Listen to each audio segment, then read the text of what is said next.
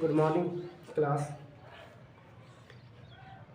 आपके साथ मंजर सर इंग्लिश का टेंस लेकर के आए हैं। आज हम लोग पढ़ेंगे टेंस और जानेंगे कि टेंस ये होता क्या है और टेंस में क्या क्या हमको सीखने की ज़रूरत है।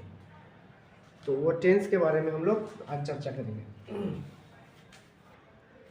तो टेंस का मतलब जो होता है वो मतलब ये होता है कि टेंस मतलब निर्धारित करना कि ये किस काल में है। टेंस का 3 प्रकार होता है। एक होता है सिंपल प्रेजेंट टेंस, एक होता है प्रेजेंट टेंस, दूसरा होता है पास्ट और तीसरा फ्यूचर टेंस होता है। टेंस को 3 भाग में विभाजित किया गया है। एक का नाम हो गया प्रेजेंट, दूसरा का पास्ट और तीसरा का फ्यूचर। तो हम लोग जानेंगे क्या ये तीनों टेंस हमें पढ़ने की आवश्यकता है या इसमें से कुछ छोड़ भी सकते हैं। तो आइए हम लोग जानते हैं पहले टेंस।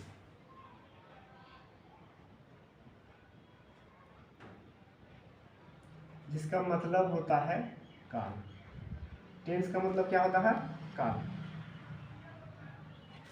टेंस बोलो तो काल। तो ये टेंस को कितने भाग में बांटा गया है? टेंस जो है ये काल को कितने भागों में बांटा गया है, देखिए हम लोग आज इसको देखेंगे। टेंस को सिंपल तौर पर 3 भाग में बांटा है। कितने भाग में? 3 भाग में। अब वो 3 भाग कौन कौन सी है उस 3 भाग को हम लोग जानेंगे कि सिंपल टेंस और फ्यूचर टेंस जो है इसको कैसे विभाजित किया गया। तो एक का नाम रख दिया है प्रेजेंट टेंस, प्रेजेंट टेंस, और दूसरा का नाम रखा है पास्ट टेंस, और तीसरा का नाम रखा है फ्यूचर टेंस। ये हो गया आपका 3 भाग। किसका 3 भाग? टेंस का 3 भाग। एक हो गया प्रेजेंट टेंस, दूसरा पास्ट टेंस और तीसरा फ्यूचर टेंस। आपके जानकारी के लिए बता दें ये फ्यूचर टेंस नाम का कुछ होता ही नहीं है। अब लेकिन सर किताब में है तो रहने दीजिए, उससे कोई दिक्कत नहीं है। फ्यूचर टेंस जो है एक अपवाद समझ लीजिए, इसका उपयोग ही नहीं है फ्यूचर टेंस। अब बोलेंगे कि सर तो हम लोग किताब में पढ़े हैं कि मैं खाना खाऊंगा, है कि नहीं है, मैं खाना खाऊंगा। तो आपको बताना चाहते हैं ये मैं खाना खाऊंगा या फ्यूचर ये कोई डिफाइन नहीं करता कि खाऊंगा ही, है ना। लेकिन कि खा चुका हूँ, है कि नहीं है, खा चुका हूँ तो ये कंफर्म हो जाता है कि खाना खा चुका है।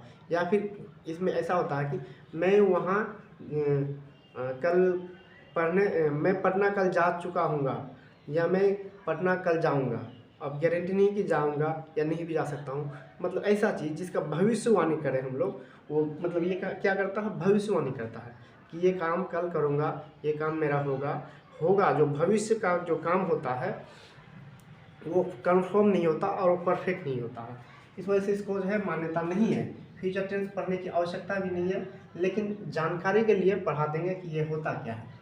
इसको मान के नहीं चलना। टेंस अगर बोले तो सिर्फ याद रखना 2 भाग। टेंस बोले तो कितना भाग? मात्र 2 भाग। कौन कौन सा? प्रेजेंट टेंस और पास्ट टेंस। प्रेजेंट टेंस और पास्ट टेंस। टेंस बोलेंगे तो कितना भाग में बांट देना है? प्रेजेंट और पास्ट। फ्यूचर टेंस जो है इसका उपयोग ना तो एग्जाम में आता है और ना ही कोई भी चीज़ में। ये बोल चाल के लिए बोला जाता है, लेकिन इसका उपयोग एग्जाम के माध्यम से नहीं होता है। तो प्रेजेंट टेंस जो है इसको प्रेजेंट टेंस को फिर अलग अलग भाग में बांटा गया है। 1 नंबर दे देते हैं, ये हो गया 2 नंबर और ये 3 नंबर। तो पहले हम लोग 1 नंबर का लेके चलते हैं जिसका नाम है प्रेजेंट टेंस। क्या नाम है इसका? Present tense. इसको 4 भाग में बांटा गया है। एक सिंपल बोलेंगे अगर तो इसका पहला नाम होता है सिंपल प्रेजेंट टेंस। क्या नाम है? Simple present tense. पहला नाम क्या रखा?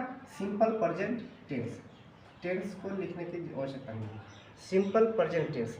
दूसरा अगर बोलेंगे तो दूसरा हो जाएगा, इसका एक और नाम होता है। इसका एक और नाम क्या होता है? या प्रेजेंट इंडेफिनिट टेंस।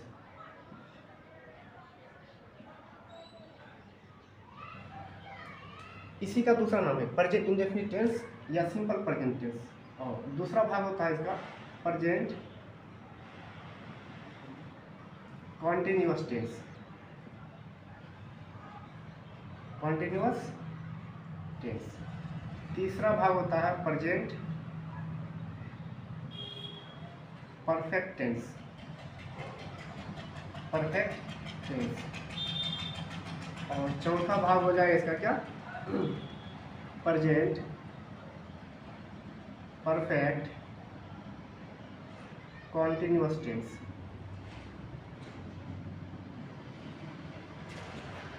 क्या हो गया इसका, चार भाग। किसको चार भाग में बांटे हैं, प्रेजेंट टेंस को चार भाग में बांटे हैं। तो प्रेजेंट टेंस को चार भाग में बांटे हैं, तो पास्ट टेंस का भी चार भाग ही होता है। प्रेजेंट टेंस का चार भाग, पास्ट टेंस का भी चार भाग, और फ्यूचर टेंस जिसको हम बोले कि इसको पढ़ना ही नहीं है, इसका भी चार भाग होता है।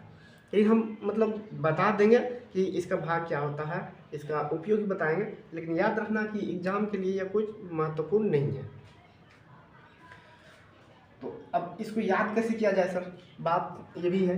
तो याद करने का कोई फंडा इसका नहीं है, सिर्फ सिंपल तरीके से आपको बता दें कि पहला जो होता है प्रेजेंट टेंस में, तो प्रेजेंट टेंस का जो पहला भाग होता है उसको बोलता है सिंपल प्रेजेंट टेंस। कौन सा टेंस, सिंपल प्रेजेंट टेंस। आप याद कर लीजिए इसको, सिंपल प्रेजेंट टेंस। अब इसका दूसरा एक और नाम होता है जिसको बोलते हैं क्या, present indefinite tense, present indefinite tense. उसके बाद आ गया आपका क्या, प्रेजेंट कंटिन्यूअस टेंस। कैसा टेंस, कंटिन्यूअस टेंस। और कंटिन्यूअस का मतलब ये होता है कि जो जारी रहे, जैसे मैं जा रहा हूँ, जा रहा हूँ मतलब जा रहा हूँ। और इनडेफिनिट मतलब वो पूरी तरह से डेफिनिट नहीं है, जैसे मैं खाता हूँ, क्या करता हूँ, मैं खाता हूँ, मैं खाता हूँ, तो इससे ये कंफर्म नहीं होता कि मैं खा रहा हूँ। खाता हूँ हो सकता है कि 10 मिनट के बाद भी खाए, 15 मिनट के बाद खाए, है कि नहीं, खाता हूँ या खा रहा भी हूँ, मतलब खाते समय भी बोल सकता है कि मैं खाता हूँ। इन खाते समय अगर सही वर्ड बोलेगा मैं खा रहा हूँ, तो ज़्यादा अच्छा ये होगा कि मैं खा रहा हूँ, तो उस समय खा रहा हूँ बोलूँगा। और खाते खाते बोलूँगा मैं खाता हूँ, तो ये बात मैच नहीं करती है। या कहीं मैं जा रहा हूँ, आप कहीं जा रहे हैं और कोई पूछ लिया कि आप क्या कर रहे हैं, तो मैं अभी पूर्णिया जा रहा हूँ। और अगर आप नहीं जा रहे हैं तो भी आप बोलते हैं कि मैं पूर्णिया जा रहा हूँ, मतलब आप घर से निकल नहीं रहे हैं अभी, लेकिन कोई कॉल कर दिया कहाँ जा रहे हैं, तो मैं पूर्णिया जा रहा हूँ एग्जाम्पल के लिए। तो जाने से पहले अगर आप निकल रहे हैं और जा नहीं रहे लेकिन जाएंगे, है ना, तो आप वहाँ पे ये बात बोलिएगा कि मैं पूर्णिया जाता हूँ, मतलब आप जा नहीं रहे हैं लेकिन जाइएगा ज़रूर। तो पहला सिंपल प्रेजेंट टेंस हो गया। दूसरा प्रेजेंट इंडेफिनिट, मतलब उसी का दूसरा नाम हो गया प्रेजेंट इंडेफिनिट टेंस। दूसरा नाम, दूसरा पार्ट हो गया इसका प्रेजेंट कंटिन्यूअस टेंस। तीसरा हो गया प्रेजेंट परफेक्ट टेंस, और चौथा प्रेजेंट परफेक्ट कंटिन्यूअस टेंस। और कंटिन्यूअस का मतलब होता है कि जो काम जारी रहना, काम क्या रहना, जारी रहना, जो जारी रहता है उसको कंटिन्यूअस कहा जाता है। और परफेक्ट का मतलब ये होता है कि जो काम कंप्लीट हो गया है, जैसे मैं खाना खा चुका हूँ, मैं खाना खा चुका हूँ। अब खाना खा चुका हूँ मतलब मैं खाना कंप्लीट कर दिया हूँ। मैं पढ़ा चुका हूँ मतलब पढ़ा दिए हैं। या मैं कोई चीज़ के बारे में बोलूँगा कि मैं उससे बात कर चुका हूँ, मतलब कंप्लीट हो गया। परफेक्ट का मतलब ये होता है कि काम पर पूरी तरह से कंप्लीट हो जाना। क्या समझे, पूरी तरह से काम कंप्लीट हो जाना। तो ये हो गया प्रेजेंट परफेक्ट टेंस। अब बोलेंगे present perfect continuous. Present perfect continuous का मतलब ये हो गया कि प्रेजेंट में है, वर्तमान काल में है वो, और परफेक्ट मतलब काम पूरा हो ही चुका है लेकिन बाद में क्या कर दिया, कंटिन्यूअस, पूरा हो चुका है लगभग लेकिन जारी है, खत्म होने पर। क्या समझ में आया आपको। सिंपल प्रेजेंट टेंस बोले तो जैसे कि मैं को काम करता हूँ, करता हूँ मतलब अभी नहीं कर रहा हूँ लेकिन वो काम करने वाला हूँ। तो उसके बाद हो गया क्या, प्रेजेंट इंडेफिनिट टेंस ना, वो वही उसी का पार्ट है प्रेजेंट कंटिन्यूअस टेंस। कंटिन्यूअस बोलेंगे तो काम मेरा क्या है, जारी है, मतलब जो काम जारी रहता है उसको क्या कहते हैं, प्रेजेंट कंटिन्यूअस टेंस कहेंगे। जारी रहने वाला को कंटिन्यूअस टेंस कहेंगे। तीसरा क्या हो गया, present perfect tense. Present perfect tense मतलब कि काम मेरा कंप्लीट हो चुका है। उसके बाद आता है प्रेजेंट परफेक्ट कंटिन्यूअस टेंस, मतलब काम खत्म होने ही वाला है, और उसी को कहा जाता है प्रेजेंट परफेक्ट कंटिन्यूअस टेंस। तो आइए हम लोग इसका चार पार्ट को देखें। किसका देखें, प्रेजेंट टेंस का। सेम उसी तरह पास्ट टेंस का भी कितना भाग होता है, 4 भाग होता है। लेकिन इसमें चेंजिंग कुछ नहीं है, क्या है, सिर्फ टेंस चेंज करना, पास्ट, उसके बाद आप इंडेफिनिट लगा दीजिए, इंडेफिनिट टेंस, उसके बाद फिर पास्ट करके क्या लगा दीजिए, जो यहाँ पे कंटिन्यूअस है, फिर पास्ट करके क्या कर दीजिए, जो परफेक्ट है, फिर पास्ट करके क्या कर दिया, जो परफेक्ट कंटिन्यूअस है। मतलब एक अगर आप याद करते हैं तो आपको 3 फ्री में मिल जाता है। सिंपल बात में अगर बोले तो प्रेजेंट टेंस का पर याद कर लीजिए भाग को, पास्ट टेंस भी याद हो जाएगा और फ्यूचर टेंस का भी भाग याद हो जाएगा, क्योंकि कुछ चेंज है ही नहीं, सिर्फ टेंस चेंज हुआ है, बाकी रूल सब सेम है। तो आपको यह बात समझ में आया होगा कि दूसरा का ये है तो तीसरा का भी वही हुआ। यहाँ पे क्या हो जाएगा, सिर्फ फ्यूचर हो जाएगा, बाकी इंडेफिनिट टेंस, उसके बाद एक के बाद 2 हो गया, फ्यूचर हो जाएगा, उसके बाद कंटिन्यूअस, तीसरा में भी फ्यूचर हो जाएगा, उसके बाद चौथा में खाली फ्यूचर शुरू में हो जाए, उसके बाद पहला हो गया future indefinite, future continuous, future perfect continuous. तो यही बात है इसमें, इसमें कोई खास चीज़ नहीं है, ये पार्ट है इसका, जिसको याद रखना उतना खास जरूरी भी नहीं है, लेकिन याद रखते हैं तो आपको मतलब आगे पता चलेगा कि हम किस टेंस में पढ़े हैं और ये पार्ट किस टेंस से लिया गया है। कभी कभी एग्जाम में होता है ना कि ऐसे पूछ लेता है कि वह खाना खा चुका होगा, वह खाना खा चुका होगा, तो आप इसका ये बताइए कि यह किस टेंस से लिया गया है, वह खाना खा चुका होगा, है कि नहीं है। बोलेंगे शैल विल है, खा चुका होगा, फ्यूचर टेंस में होगा, है कि नहीं है, वो खाना खा चुका होगा, कंप्लीट कर चुका होगा देखिए तो आप आराम से उसमें फ्यूचर टेंस लगा देंगे, गागेगी देख करके। हर गागेगी फ्यूचर टेंस का निर्धारित नहीं करता है, क्योंकि फ्यूचर टेंस के बारे में हम बताएं कि फ्यूचर टेंस होता ही नहीं है, तो वो क्या होता है वो हम आपको बताएंगे, ठीक है। आते हैं, ये आपको समझ में आया होगा तो इसको हम क्या करते हैं, कैंसिल करते हैं, कैंसिल करते आराम से इसको आप एक बार देख लीजिएगा। टेंस का हम लोग अभी क्या पढ़े, सिर्फ पार्ट्स पढ़े। अब आगे हम लोग पढ़ेंगे टेंस का पार्ट के बाद कि जो पार्ट लिखे हम, पहला में लिखे 1 नंबर में present indefinite tense, indefinite tense, present indefinite tense. क्या पढ़े, present indefinite tense, present indefinite tense, उसके बाद present continuous tense, perfect tense, फिर continuous tense, present perfect continuous tense. तो पहले प्रेजेंट इंडेफिनिट टेंस, जिसका दूसरा नाम सिंपल प्रेजेंट टेंस भी था, इसके बारे में हम लोग पहले चर्चा करेंगे। तो पहले हम लोग इसका जानेंगे रूल, वो क्या है कि सब्जेक्ट के बाद V1 या V5, V1 या V5 मतलब ये हुआ वर्ब 1 या वर्ब 5, उसके बाद लिखेंगे हम लोग अदर वर्ड। एक बात समझ में आपको आएगा कि V1 या V5 मतलब वर्ब के बाद ऑब्जेक्ट डायरेक्ट नहीं लिखना है। अगर वो ऑब्जेक्ट डायरेक्ट लिख रहे हैं तो आपका वो रूल गलत हो जाएगा, कारण क्योंकि हर वो चीज़ जो वर्ब के बाद आता है वो ऑब्जेक्ट नहीं होता है। क्या होता है, हर वो चीज़ जो वर्ब के बाद आए सिर्फ ऑब्जेक्ट होगा, ये इसका कोई गारंटी नहीं है। अभी तक अगर आप पढ़े हैं या किसी किताब में पढ़े, कोई मास्टर पढ़ाया है तो आप उसको गलत कर सकते हैं, क्योंकि ये अदर वर्ड का मतलब कि कुछ भी हो सकता है, ऑब्जेक्ट भी हो सकता है, नॉन ऑब्जेक्ट भी हो सकता है। आइए आपको हम एक एग्जांपल देते हैं, ऐसा एग्जांपल जो कि आपका होश उड़ा कर रख देगा। क्या एग्जांपल, पहले इसका हम लोग रूल देख लेंगे। इसका रूल क्या है, सिंपल प्रेजेंट टेंस का रूल, पहला रूल, जब क्या होगा,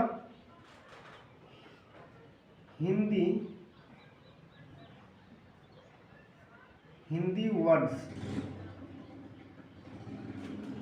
के लास्ट में ता, ते, ती हो तो, है कि नहीं है, ता, ते, ती हो तो, इसमें क्या नहीं करेंगे, इज या एम या आर, इज या एम या आर का उपयोग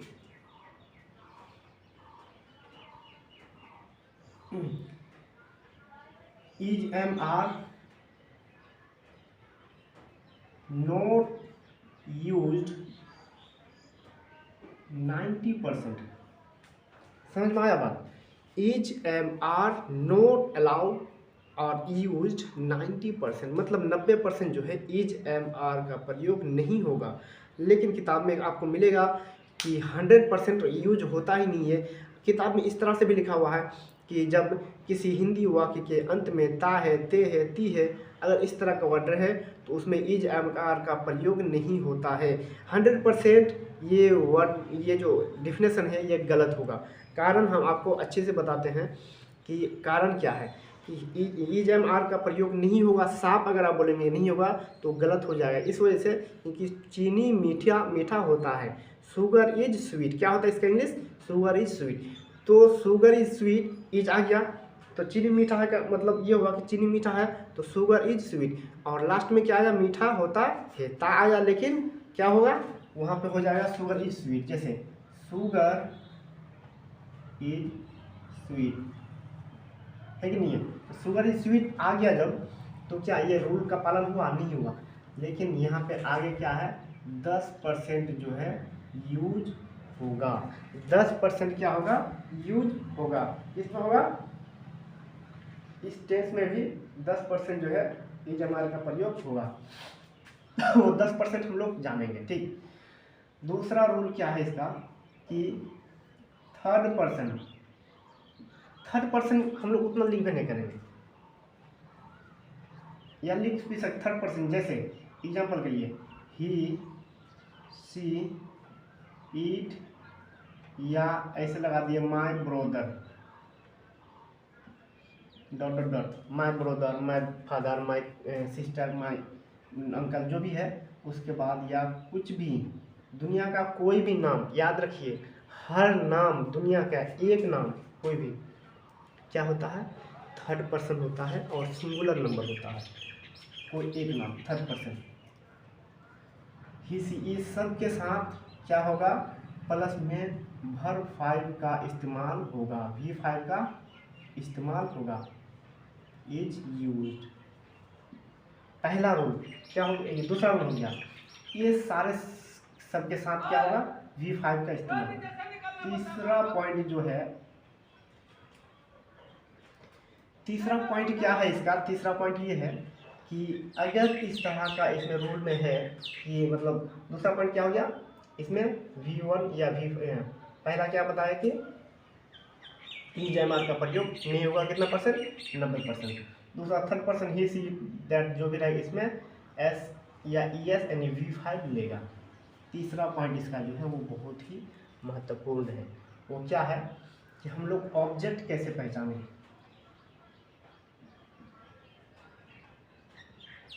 ऑब्जेक्ट कैसे पहचान, ये हम अपने से लिखा देंगे, ठीक, अलग से लिखा देंगे। ये दो नियम आपको पहले ये याद होना चाहिए, आना चाहिए। एग्जाम्पल के लिए एक एग्जाम्पल लेते हैं कि राम आम खाता है, और दूसरा एग्जाम्पल लेते हैं वह पटना जाता है। राम आम खाता है और वह पटना जाता है। ये दो एग्जाम्पल लिया आपके सामने, और ये दोनों एग्जाम्पल को आप बहुत गौर से समझिए। राम आम खाता है, एक में क्या बोला? राम आम खाता है, और दूसरा क्या बोला? वह पटना जाता है। कहाँ जाता है? वह पटना जाता है। राम आम खाता है, इसमें हम लोग किस तरह से इसको बनाएंगे? राम आम खाता है तो इसको बनाएंगे कैसे?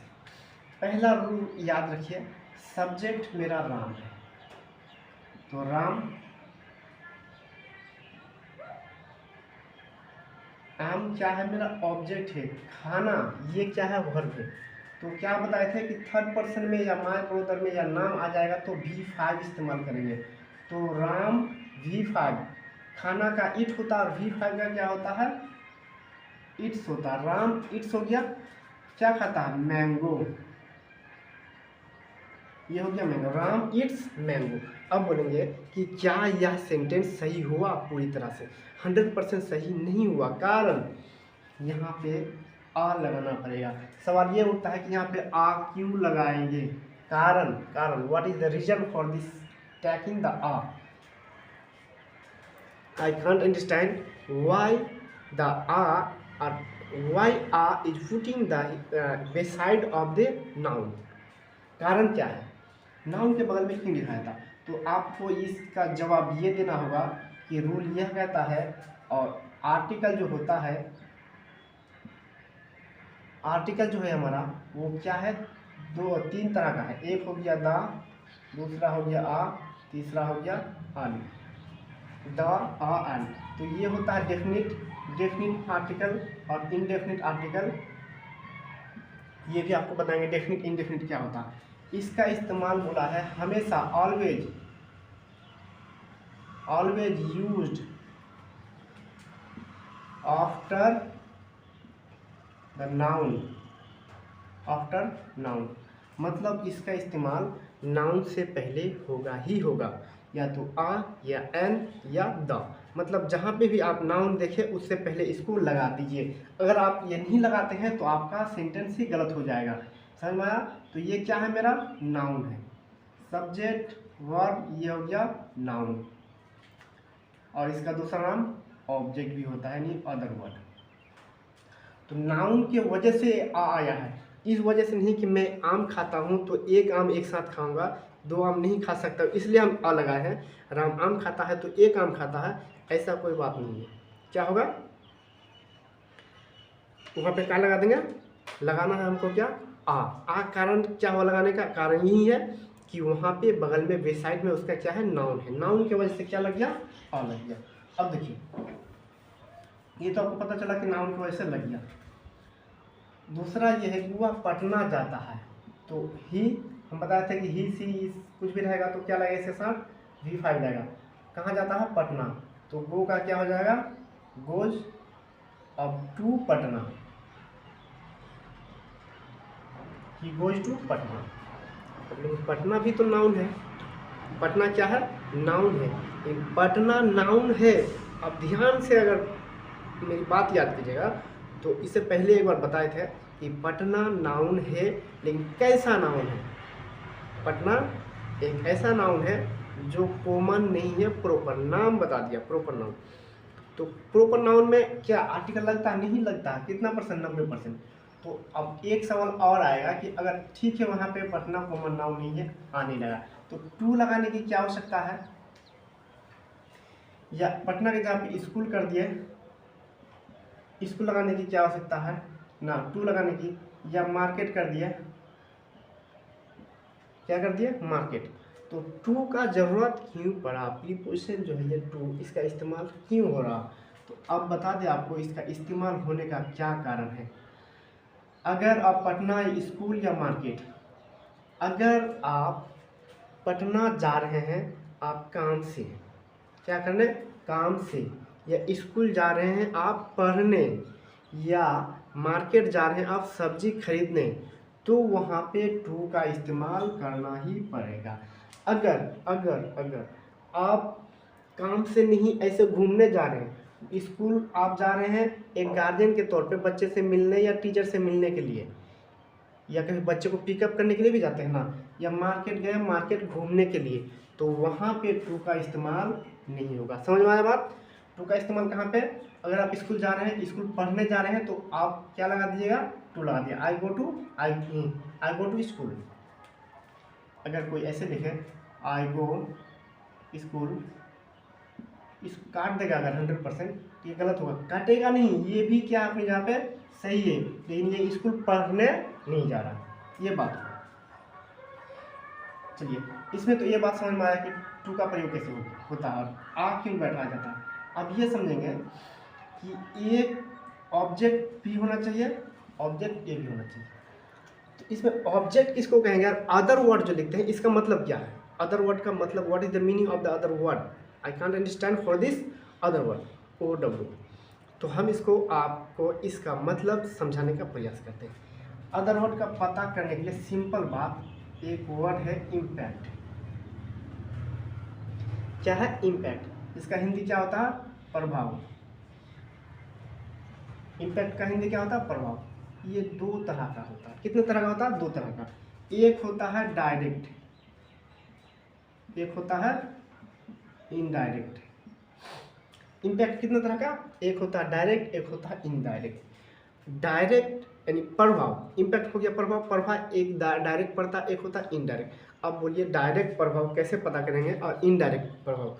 तो आपको बताते हैं कि आम खाते हैं ना, मैं एक आम को खा रहा हूँ। क्या कर रहा हूँ? आम खा रहा हूँ। अब आम खा रहा हूँ तो आम इतना बड़ा आम था, ठीक। इस आम को हम खाए तो खाते खाते खाते खाते उसका जो गुठली बचता है छोटा सा, वो क्या हो जाता? वो रह जाता, उसको खाते नहीं है। और उसको भी खा लें, दैट फॉर एग्जाम्पल उसको खाते नहीं है क्योंकि आम का गुठली नहीं खाता। कुछ ऐसा चीज़ ले लेते हैं, केला ले लिए तो केला को खाए, खा खा के क्या कर दे? केला खत्म कर दे, फिर भी उसमें भुगचाप बढ़ जाता है कि नहीं? या कुछ ऐसा चीज़, रसगुल्ला ले लिए, रसगुल्ला खाए और रसगुल्ला खा के ख़त्म कर दिए, वो पेट में चल गया, बाहर में नहीं है। तो आप बताइए आप कि जो चीज़ खाए, आम खाए, तो आम जब हम लिए थे वो इतना बड़ा आम था, है कि नहीं है? अब आम को गोल बनाते हैं, है ना। अब इसको खा के क्या कर दिया? इतना बड़ा, सिर्फ इसमें अंदर में गुठली बचा। तो इतना सारा भाग आम का ये क्या हो गया? खा गए। तो बताइए इस आम को खा गया तो इसमें प्रभाव पड़ा या नहीं पड़ा? आम पर प्रभाव पड़ा ना जी। तो जिस पे प्रभाव पड़ गया, कैसा प्रभाव पड़ा? मतलब आम को खा गए, आम खत्म हो गया। दूसरा एक और तरीका प्रभाव पड़ने का, एक होता है डायरेक्ट, एक होता है इनडायरेक्ट। ये होगा डायरेक्ट प्रभाव, मतलब डायरेक्ट इसमें क्या पड़ गया? प्रभाव पड़ गया। एक इनडायरेक्ट प्रभाव क्या होता है आपको बताते हैं।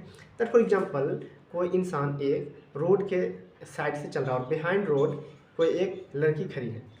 अब उसको जो है कुछ दूर से बगल जाने के बाद उसको देखा, और देखने के बाद वो लड़का थोड़ा उसको देख के मुस्कुरा दिया, दैट फॉर एग्जाम्पल मुस्कुरा दिया। अब उस लड़की के अंदर में इस तरह का फीलिंग जरूर आएगा कि ये हमें देखकर क्यों मुस्कुराया। हो सकता है उसको अच्छा लगा होगा कि मुस्कुराया, अच्छा है, मतलब आगे बात बन सकती है। या तो उसको गुस्सा आया होगा कि वो मुझे देखकर क्यों मुस्कुरा, why, what the reason this laughs for at look at me, वो मुझे देख कर के मुस्कुराए क्यों। उसके अंदर में दो में से एक प्रभाव पड़ना ही है। तो कैसा प्रभाव पड़ा? क्या उसको जा कर के बोला और उसको धक्का लगाया या शरीर में चोट लगा? ऐसा कुछ प्रभाव नहीं, उसके अंदर में एक फीलिंग जगा। क्या जगा? फीलिंग कि ये हमें देखकर मुस्कुराया क्यों। या तो गुस्सा आएगा या प्यार आएगा, दोनों में से एक बात आएगा। तो जो अंदर से प्रभाव पड़ा, ये देखिए, ये गुड़िया खड़ी थी, ये रोड है कि नहीं है? और ये रोड से ये लड़का चल रहा था, इसको साइड में देख करके मुस्कुराए, तो इसके दिमाग में या तो गुस्सा आएगा या फिर प्यार आएगा। तो दोनों में से एक चीज़ आएगा ही।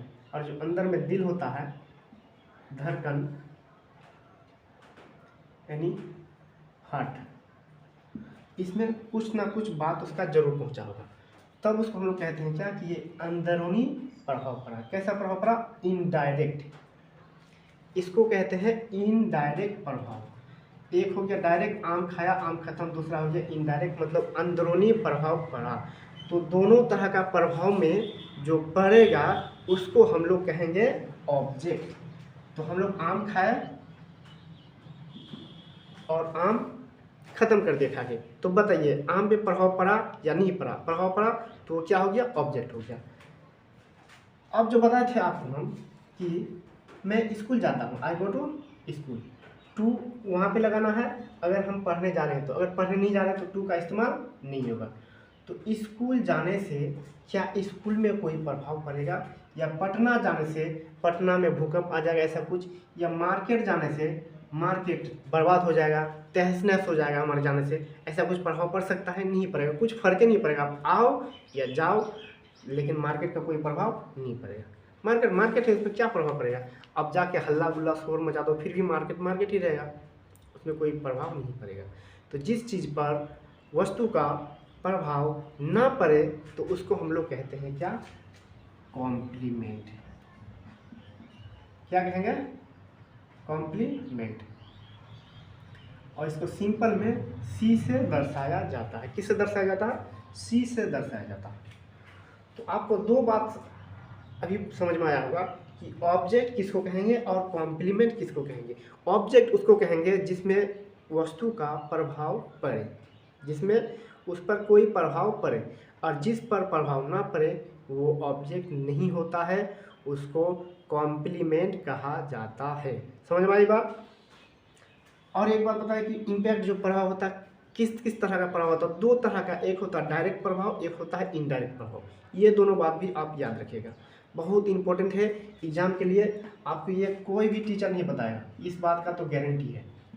इसको स्कूल को कॉम्प्लीमेंट नहीं बताएगा। बुक में आप देखेंगे भरा हुआ है, बुक में ये सारे चीज़ को क्या कहेगा? ऑब्जेक्ट मानता है। लेकिन कुछ ऐसे भी विद्वान ये है लिखने वाला जो कि इसको ऑब्जेक्ट नहीं मानता है। समझ में आया? तो ये अगर समाप्त हो गया होगा तो आइए आगे चलते हैं।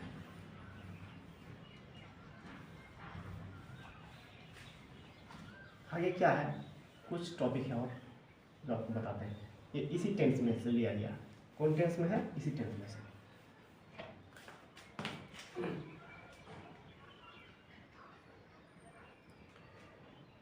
इस टेंस में से एक दो चीज आपको और बताने वाले हैं। जैसे कि वर्ब जो है, वर्ब को हम लोग कैसे जानेंगे? V1, V2, V3, V4, V5। V5 आपको हम एक दो चीज लिख के दिया। जैसे कि गो हो गया, गो जो बोलते हैं ये होता V1। V2 जो है इसका बिल्कुल बदल जाएगा, वेंट। और V3 में गोल हो जाता है, V4 में आपका हो जाएगा गोइंग, और V5 में गोज। देखिए V1 और V2 डिफरेंस बहुत मिलता है, और V3 में हल्का डिफरेंस मिलेगा। गो में एन ई कर दिया तो V3 बन गया, गो में एन ई कर दिया तो मतलब गो प्लस एन ई या ई डी है ना, ई डी या ई डी लगा करके या एन ई लगा करके मतलब इसका क्या बनाया जाता है? सिर्फ गो में ही नहीं, मतलब V1 में एन ई या ई डी लगा करके V3 बनाया जाता है। और V1 में आई एन जी लगा करके V4 बनाया जा सकता है आराम से। आई एन जी लगा करके V4 बनाया जा सकता है। दूसरा हो गया V1 में एस या ई एस लगा करके V5 बनाया जा सकता है। इसमें कोई शक नहीं है। तो पहला आपका दिया हुआ है, दूसरा आप बनाने सीख गए, तीसरा भी आप सीख गए, तीसरा मतलब चौथा भी सीख गए और पांचवा भी सीख गए। पहला दिया हुआ है, ठीक। तीसरा आप सीख गए वर्ब वन में एन ई या ई डी लगा करके क्या बनाता है? V3 बनाया जाता है। चौथा है वर्ब वन में आई एन जी लगा करके V4 बनाया जा सकता है। और पांचवा में है V1 में यानी वर्ब वन में एस या ई एस लगा करके V5 बनाया। तो ये हो गया, ये हो गया, ये हो गया, ये हो गया। आपको याद क्या करना है? V2 को याद करना है, ठीक है नहीं है? जैसे एग्जाम्पल एक और देते हैं, इट हो गया। इसका क्या हो जाएगा? बिल्कुल अलग, 8 हो गया। इट का V2 8। और फिर देखिए V3 हम क्या बोले थे? ई एन लगा करके इटेन। V4 में क्या बोले थे? आई एन जी लगा करके ईटिंग। इसमें क्या बोले थे? एस या ई एस लगा करके इट्स। बना कि नहीं बना? Verb 1, verb 2, verb 3, verb 4, verb 5। तो वर्ब को बनाना बहुत आसान हो जाता है, बहुत ही आसान हो जाता है कि नहीं है?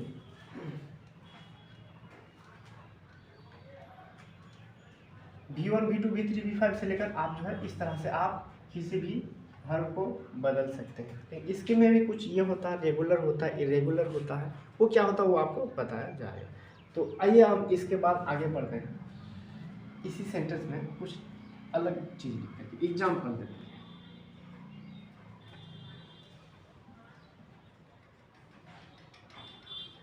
तुम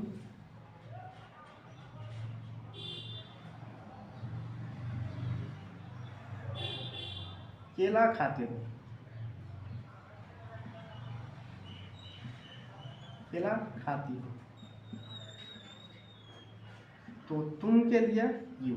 अब देखिए, अब एक चीज और याद आ गया कि हिंदी और इंग्लिश में डिफरेंस क्या है। What is the difference between Hindi and English. तो हिंदी में सब्जेक्ट के बाद ऑब्जेक्ट होता है, उसके बाद वर्ब होता है। इसमें सब्जेक्ट के बाद वर्ब होता है, उसके बाद ऑब्जेक्ट होता है। कैसे होता दिखाता हूँ। ये हो गया सब्जेक्ट तुम, केला हो गया मेरा ऑब्जेक्ट, खाना हो गया क्या मेरा वर्ब। तो सब्जेक्ट ऑब्जेक्ट वर्ब हुआ। और हिंदी इंग्लिश बनाने के लिए सब्जेक्ट, उसके बाद वर्ब, खाना का लगाएंगे क्या ईट, उसके बाद लगाएंगे ऑब्जेक्ट क्या केला है, तो आ बनाना।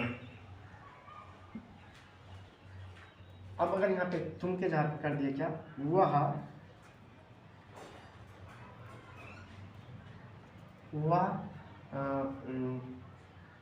बाजार जाती है, बाजार जाती है तो लगा दिए थे। वह दिल्ली जाती है, दिल्ली जाता है, वह दिल्ली जाता है। तो वह के साथ ही लगा दिए, ये सब्जेक्ट ऑब्जेक्ट वर्ब। अच्छा, जाता कुछ इसका अलग से इंग्लिश नहीं होता, जाना से ही बना क्या है, जाता बना, जाना से ही जाता बना।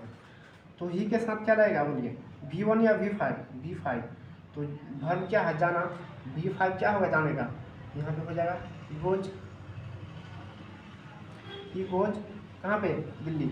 आप टू दिल्ली भी लगा सकते हैं या डायरेक्ट दिल्ली भी लगा सकते हैं, कोई इसमें प्रॉब्लम होगा ही नहीं। ये रूल लेकिन आपको याद होना चाहिए। इम्पैक्ट जो हो गया उसके बाद ये दूसरा हो गया। तीसरा देते हैं, सीता गीत गाती है। अब ये आप बनाइए, सीता गीत गाती है, इसको कैसे बनाएंगे आप बनाइए, आप इसके बारे में जरूर बताइए। सीता गीत गाती है, इसको कैसे बनाया जाए।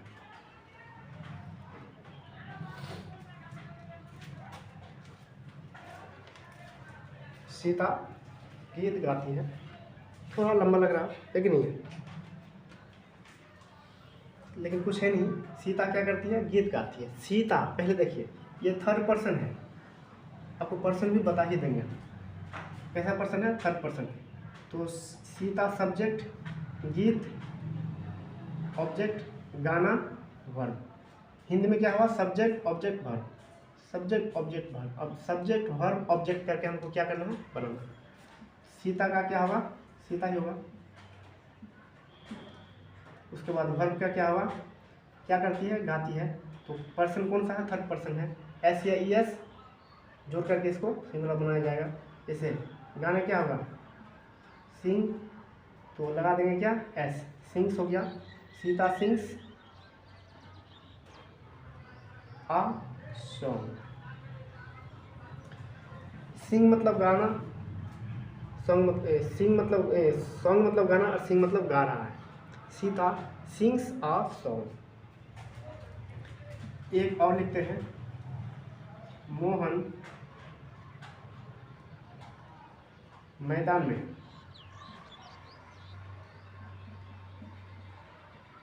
क्रिकेट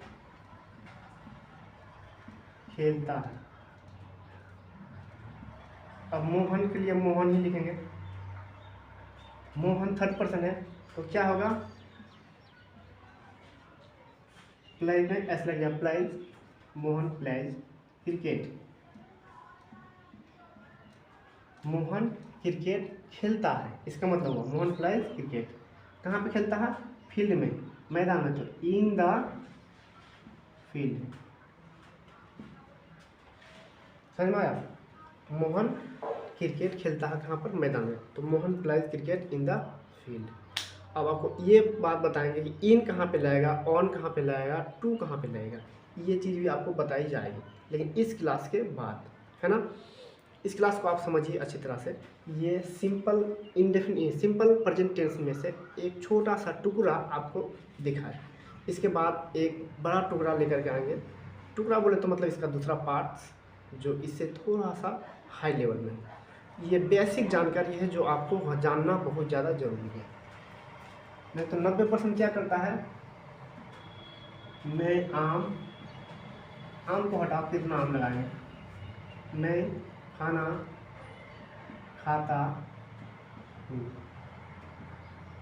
सिंपल में अगर ये पूछ लिया जाए तो दिमाग में एक तरह का जहन में आदमी का बैठ गया है कि ईजेमार सब में लगाएंगे, आईएनजी भी सब में लगाएंगे, ये अंदर में घुसा देता है। ऐसा नहीं होगा। आई एम जो है ईटिंग फूड कर देंगे, सोचेंगे सही हो जाएगा, तो होगा ही नहीं। क्योंकि एम इज आर का प्रयोग हम पहले छाड़ दिए। कितना परसेंट, 90% होगा नहीं करेगा, 10% होगा। वो भी बताया आपको क्या क्या हो सकता है। तो मैं आम खाना खाता हूँ, तो आई के साथ ईट लगेगा। क्या आई के साथ एस ईट्स नहीं होता, हम बता दिए वहाँ लिख के ही सी ईट माई ब्रदर या कुछ, उसके बाद नाम में क्या लगेगा, सिर्फ ये लगेगा। तो आई ईट क्या, फूड, आई ईट फूड, मैं खाना खाता हूँ। अब अगर कर देंगे मैं खाना खा रहा हूँ, तो वो टेंस ही बदल गया, कंटिन्यूअस में चले जाएगा। तो हम जब इंडेफिनिट टेंस पढ़ा रहे हैं तो इंडेफिनिट तक ही जानिए। जब कंटिन्यूअस पढ़ाएंगे तो रहा रही वाला भी पढ़ाएंगे। परफेक्ट में जाएंगे तो जो काम पूरा हो चुका है उसके बारे में बताएंगे, है कि नहीं है।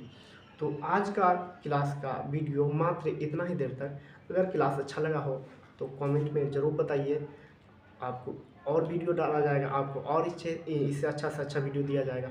लेकिन आप एक बार ज़रूर बताइए कि सर आप इसको पढ़ाएं, अच्छा लगा या ख़राब लगा। अच्छा लगा तो भी बताइए, ख़राब लगा तो भी बताइए। मैं आपका कमेंट का इंतज़ार करूँगा। आई एम मंजर सर फ्रॉम कमालपुर।